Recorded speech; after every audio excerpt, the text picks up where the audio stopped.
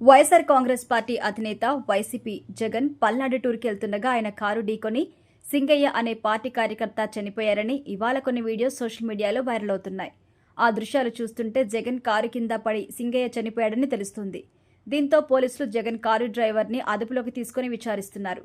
ఇదే కేసులో జగన్ A2గా చేర్చినట్టు కూడా వార్తలొచ్చాయి. ఈ నేపథ్యంలో పార్టీ నేత అంబటి రాంబాబు స్పందించారు. వైఎస్ జగన్ సత్తెనపల్లి పర్యటనలో దురదృష్టవశాత్తు రోడ్డు ప్రమాదంలో సింగయ్య అనే అభిమాని చనిపోతే ఆ మరణంపై ఏమాత్రం మానవత్వం లేకుండా ఒక వర్గం మీడియాపై వైసీపీపై విషం చిమ్ముతున్నారని అంబటి రాంబాబు ఫైర్ అయ్యారు. వైఎస్ జగన్ పర్యటన ప్రజల నుంచి వస్తున్న ఆదరణ చూసి తట్టుకోలేక తప్పుడు కేసులతో ఇబ్బంది పెట్టాలనే లక్ష్యంతో ఉన్న కూటమి ప్రభుత్వ కుట్రలకి ఒక వర్గం మీడియా కూడా భాగస్వామిగా మారింది అన్నారు. వైఎస్ జగన్ సత్తెనపల్లి పర్యటన సందర్భంగా దురదృష్టవశాత్తు వెంగళాయపాలెనికి చెందిన సింగయ్య అనే వ్యక్తి యాక్సిడెంట్లో చనిపోగా సత్తెనపల్లిలో జయవర్ధన్ రెడ్డి అనే యువకుడు వడదెబ్బ కారణంగా గుండెపోటుకు గురై మృతి చెందారని అంబటి తెలిపారు. జగన్ వాహనం కానీ ఆయన కాన్వాయ్ వాహనాలు కానీ సింగయ్యను ఢీకొట్టలేదని ఎస్పీ స్వయంగా వెల్లడించారని తెలిపారు. కాన్వాయ్కి ముందెళ్తున్న కారు ఢీకొట్టడంతో ఆయన ప్రమాదానికి గురైనట్టుగా ఎస్పీ ధృవీకరించారని తెలిపారు.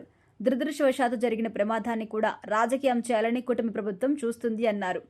ఇక జగన్ టూర్ కోసం 40 మందిని వైసీపీ ప్రత్తిపాడు నియోజకవర్గ ఇన్ఛార్జ్ బాలసాని కిరణ్ కుమార్ తీసుకొచ్చినట్టుగా రాసిన స్టేట్మెంట్ మీద సంతకం పెట్టమని సింగయ్య మృతదేహానికి పోస్టుమార్టం సమయంలో ఆయన భార్యని పోలీసులు ఒత్తిడి చేశారన్నారు.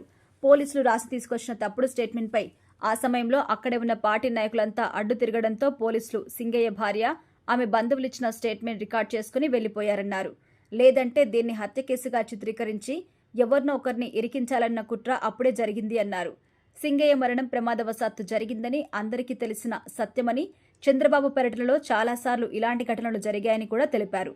తొక్కిసలాటల్లో కూడా అమాయకులు బలయ్యారన్నారు. ఈ వాస్తవాలు పక్కన పెట్టి మీడియాలో తప్పుడు కథనాలు రాస్తున్నారన్నారు. జగన్ వాహనానికి సింగయ్యను బలి తీసుకున్న జగన్ వాహనం అంటూ ప్రమాదాన్ని హత్యగా చూపించాలని కుట్ర చేస్తున్నారు.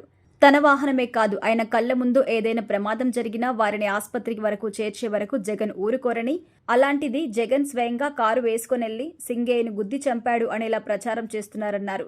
ఎవరికో ప్రమాదం జరిగితేనే తట్టుకోలేని జగన్ మా కార్యకర్త సింగయ్య చనిపోతే ఎలా వదిలేస్తారనుకున్నారు అని అంబటి ప్రశ్నించారు. ఆయన కుటుంబానికి వైఎస్ఆర్సీపీ అండగా నిలిచిందని, ఇప్పటికే వారి కుటుంబాన్ని పరామర్శించి 10 లక్షల చెక్కు కూడా పార్టీ తరపున ఇచ్చామన్నారు.